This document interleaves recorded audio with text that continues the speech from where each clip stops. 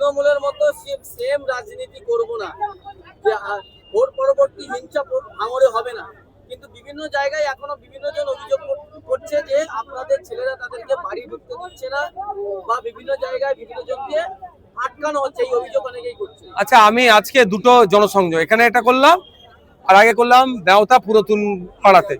ওখানে on camera বলেছি, মাইকে লাউড স্পিকারে বলেছি, যদি এই ধরনের কোনো থাকে আমার কাছে আসবেন। আসুন না, কে যদি কাউকে আমাদের ছেলেরা অনৈতিকভাবে ডিস্টার্ব করে, ভয় দেখায়, আমাদের কাছে আসতে বলুন, আমার কাছে আসতে বলুন, আমি কাউকে বাদ দিই, আমার কাছে আসতে বলুন, আমি কথা বলছি তার সাথে। আমাদের ফোন নাম্বার দিয়ে আছে, ফোন করুন না আমাকে, সমস্যা হলে আমি সমাধান হবে। এবার হচ্ছে আমাদের ছেলেদের নামে দোষ দিচ্ছে না, এমন অন্যায় করেছে গ্রামের মানুষের ভয়েসে বাড়ি ছাড়া, আর বলছে নাকি আইএসএফ বাড়ি ছাড়া করে রেখেছে। গ্রামের মানুষের কাছে তোলা তুলেছে, গ্রামের মানুষ এবার তোলা নেবে বলে রেডি হচ্ছে, আর সেই সময় যদি ভয় ঘর ছাড়া, আর কি বলছে আইএসএফ ঘর ছাড়া করেছে, ওই কাজ আমরা করিনি। আজকে এখানে হয় না, আপনি দু জায়গায় সংযোগ করেছেন, দুটো অঞ্চলে, সেখানে বিভিন্ন মানুষ রাস্তাঘাট থেকে বিভিন্ন বিষয়ে দাবি দাবা করেছে, এই বিষয়গুলো আপনি কিভাবে দেখছেন? আমার তো আশাই ওই জন্য। এই বিধানসভা শুরু হবে, এবার একদিন ছিল স্পিকার নির্বাচনের ধন্যবাদ জ্ঞাপন অনুষ্ঠান ছিল, আগামী মাসের সম্ভবত 18 তারিখ থেকে বিধানসভা শুরু হবে, বাজেট সেশন। এই যা সমস্যা আছে শুনবো, বিধানসভায় উত্থাপন করব, কনসার্ন ডিপার্টমেন্টাল মিনিস্টারকে বলবো, সমাধান হলে করবো, এটাই তো নিয়ম। আমার কাজ হচ্ছে সমস্যাগুলো তুলে ধরা অ্যাসেম্বলি হাউসের মধ্যে বা মিডিয়ার কাছে, মিনিস্টারের কাছে, মিনিস্টারের কাজ হবে এগুলো সমাধান করা।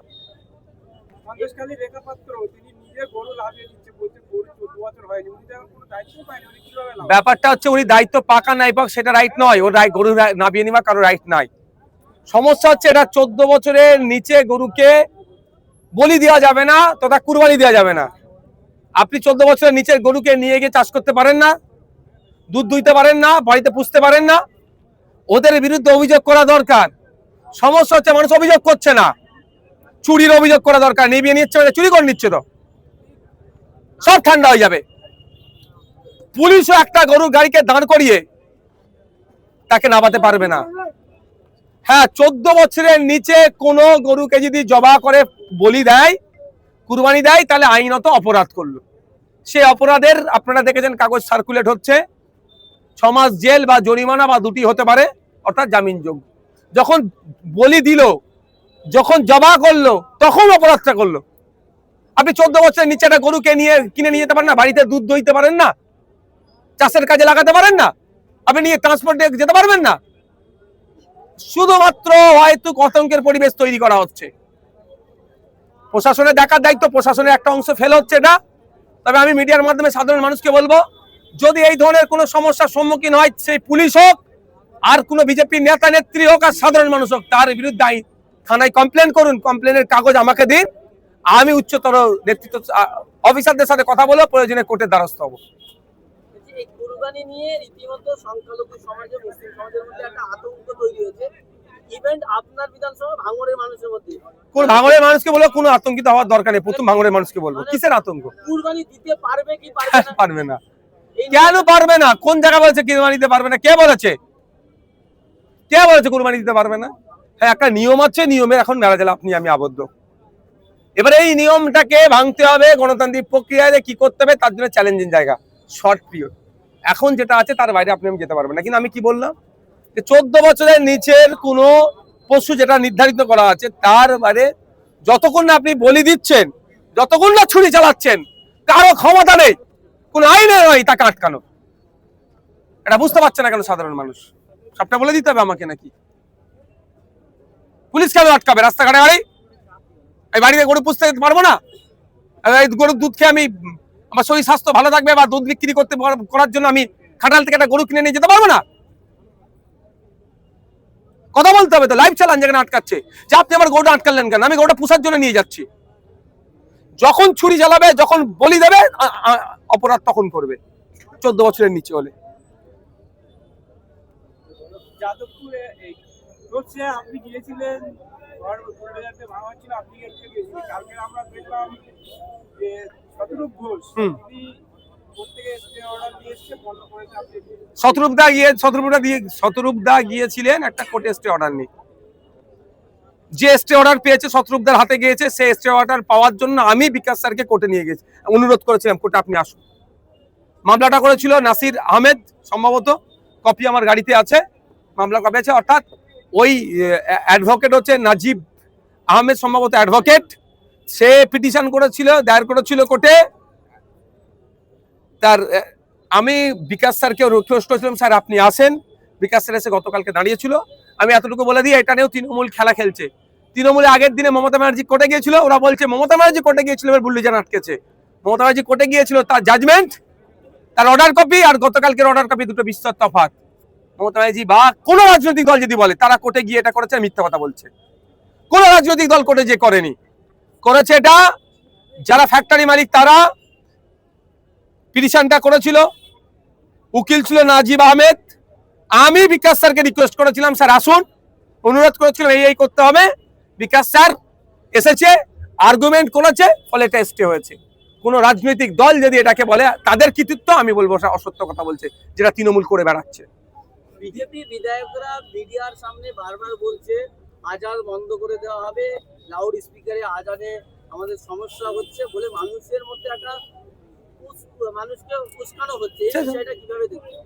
এই বিষয়টা আপনি আমার আগে একটু শোভনদেব বাবুকে জিজ্ঞাসা করেন না, বিরোধী দলের নেতা তো বিধানসভার 80টা সিট নিয়ে আছে, একটু তাদেরকে জিজ্ঞাসা করবেন না।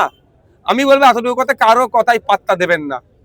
দেশ চলবে, রাজ্য চলবে সংবিধানকে সামনে রেখে, আইনকে সামনে রেখে চলবে, কারো কথায় পাত্তা দেবেন না। কলকাতা হাইকোর্টের অর্ডার আছে 65 ডেসিমিলের নিচে সাউন্ড বাজাতে হবে, তার মধ্যে থেকে বাজাবেন, কারো ক্ষমতা নেই আটকাবার। বিজেপির এক বিধায়ক তিনি সাংবাদিক আটকাও না, দাবি বাদ মে আয়েগা বলো।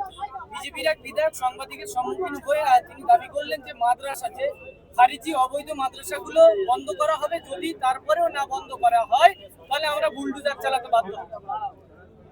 এবার ব্যাপারটা হচ্ছে এটা, বিজেপির যিনি বিধায়ক হয়ে মন্ত্রী হয়েছেন তার নামটাতে পরিচিতি ঘটাতে হবে। এই ধরনের আলটপকানা মন্তব্য করলে চর্চা হবে কি করে তার?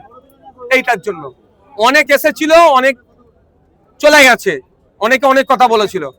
আমি বলবো এতটুকুই কথা, ক্ষুদিরাম টুডু মহাশয়কে মাদ্রাসা সম্পর্কে একটু পড়াশোনা করুন, মাদ্রাসা সম্পর্কে দেখুন।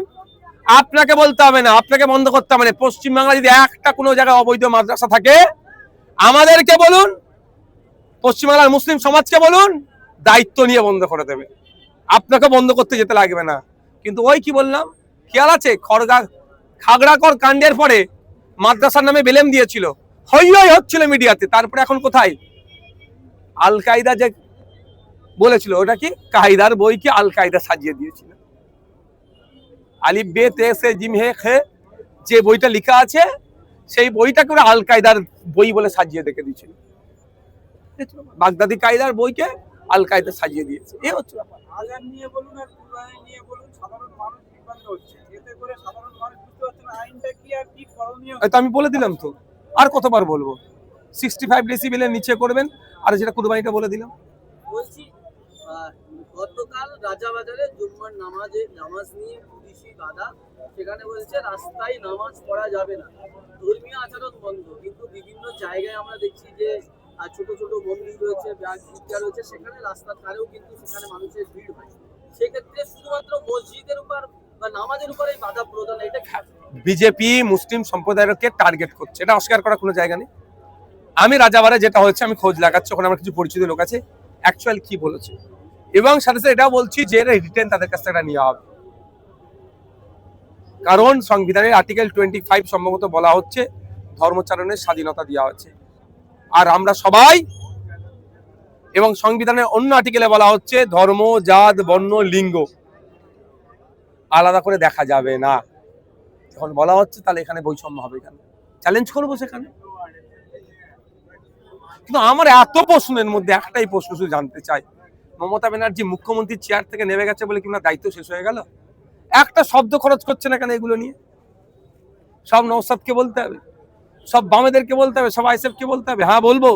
কিন্তু যারা এখনো পর্যন্ত ভাবছে মমতা ব্যানার্জি তাকে উদ্ধার করবে, তাদের কাছে আমার প্রশ্ন রাখলো, তাহলে মমতা ব্যানার্জি একটু কিছু বলুক। তৃণমূলের লোকজন বলছে তো নওশাদ সিদ্দিকী বিজেপির দালাল। বিধানসভায় 7 মিনিট বক্তব্য রেখেছে, শুধু 5.5 মিনিট ধরে শুভেন্দু অধিকারী মুখ্যমন্ত্রীর প্রশংসা। আমার ভিডিওটি এখন লাইভ চলছে, দেখে নিতে পারেন আমি কি কি বলেছি। হ্যাঁ, দাঁড়িয়ে ফ্লোরে যেটা তৃণমূলের 80 জন বিধায়কের বলার সাহস হয়নি, পোস্টপল ভায়োলেন্সে ধর্মস্থান আক্রান্ত হয়েছে, অর্থাৎ মাদ্রাসা মসজিদ, সেটা আমি ওখানে দাঁড়িয়ে বলেছি ধর্মস্থান আক্রান্ত হয়েছে। এটা বলার কেউ সাহস দেখাতে পারে না, আমি বলেছি।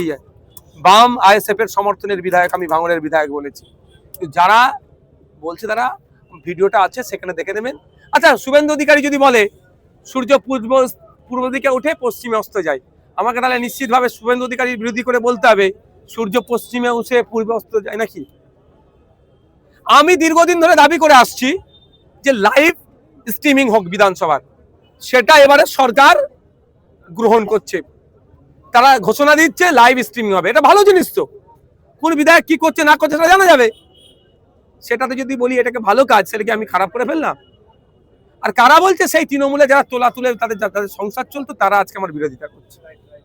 Thank you. আপনি 5 বছর ধরে যে প্রতিবাদ করে এসেছেন বা বিভিন্ন পাশে দাঁড়িয়েছেন বা গঠনমূলক ভাষণ দিয়েছেন, আপনাদের সাথে একটা আপনার জোট সাথে এসেছে, অনেক বেশি করবে, অনেক বেশি করবে, চাপ নিতে হবে না।